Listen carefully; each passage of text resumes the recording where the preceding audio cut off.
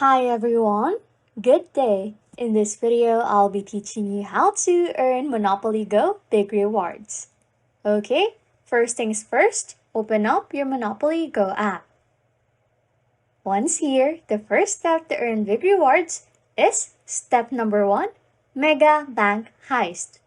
During limited events, Heist can transform into Mega Heist, offering massive rewards for discovering 3 hidden gold bars in the bank vaults of targeted heist.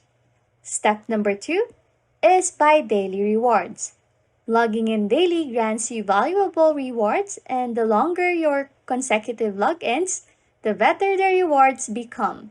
Step number 3 is buy quick wins.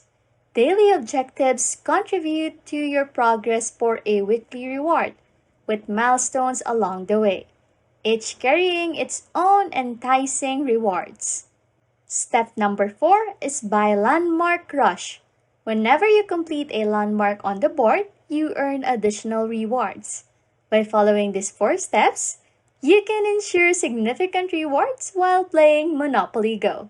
Anyways, if you like content like this, don't forget to subscribe to this channel or comment down below any tutorials you want us to make, so we can help you.